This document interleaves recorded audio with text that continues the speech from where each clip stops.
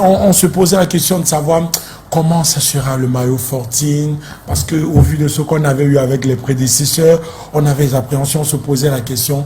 Mais est-ce qu'une fois que tu as vu ces images sur le site de la Fédération camerounaise de football, tu t'es dit, ben, je crois que ça valait la peine d'attendre et d'avoir cette transition? Non, moi j'y croyais de toutes les façons, parce que la polémique qui est autour de la marque Fortune, son arrivée au sein des Léondames en tant qu'équipementier, pour moi je la caractérise tout simplement comme un manque de culture. Parce que quand on a parlé de Fortune, je suis allé sur le site de Fortune et j'ai vu ce qu'ils font. Il faut savoir que Fortune ne court pas après les fédérations, ni après, oui, ne court pas après les fédérations, ni après les effigies, ni après les stars qui doivent représenter le marque. Non, Fortune est une marque sportive qui fait dans le produit de luxe. Ça veut dire que c'est pas la vente qui intéresse Fortune, c'est d'avoir des porteurs, comment on les appelle, il y a un thème, ce sont des effigies en fait en thème, en publicité, mais qui, oui, des égéries, merci, des égéries qui portent la marque en fait, qui réussissent à porter la marque et qui représentent valablement les valeurs de la marque. Donc, Fortune, pour la fédération, c'est un luxe, mais encore pour Fortune, c'est une grande victoire parce que pour eux, le Cameroun représente des valeurs africaines en termes footballistiquement parlant. Le Cameroun, c'est l'incarnation du football en Afrique. Donc, ça a été, quand ils ont postulé comme toutes les autres marques qui ont postulé, qu'ils ont été retenus, ça a été une très grande surprise pour Fortune.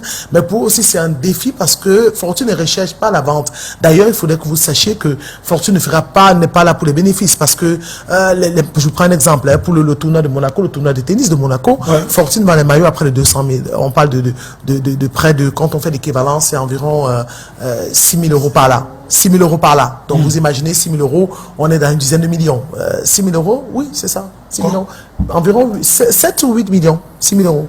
Si on a 1 000 euros qui est 650, 6 000 euros. Oui. 3 millions de francs CFA. Donc, et ils vous disent, voire plus. Donc, c'est un peu plus, 6 000 euros, parce que 3 000 euros, on est environ, 4 000 euros, c'est 3 millions de francs CFA. Donc, 6 000 euros, on est dans les 4 millions et demi. Et vous avez dans les 10 000 euros, 6 millions 5, des produits un peu plus, donc, Fortune fait dans les produits luxueux. Et il faudrait savoir que le maillot des Lions Indomptables aujourd'hui que présente Fortune n'est pas différent des maillots qu'ils proposent dans des tournois de luxe tels que le tennis de Monaco, les fédérations avec lesquelles elles sont, parlant de la marque, elle est partenaire.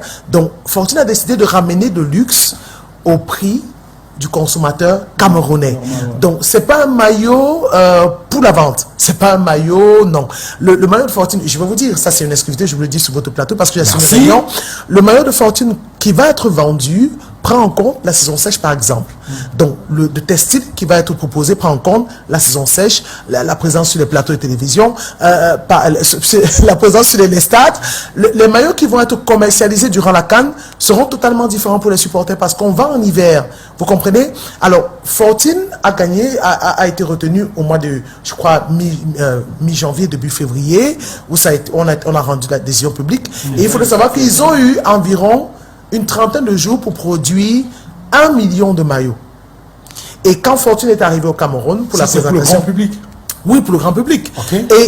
Et non, quand on parle de grand public, même les Lions et toutes les sélections. Parce qu'il faut savoir que déjà pour les U15 qui vont à la CAN, les U17 à la CAN au Maroc, ils ont et ça c'est la grande patriote. Ça, c'est une exclusivité. C'est surtout les U16 de Montaigu. C'est une exclusivité que je vous donne.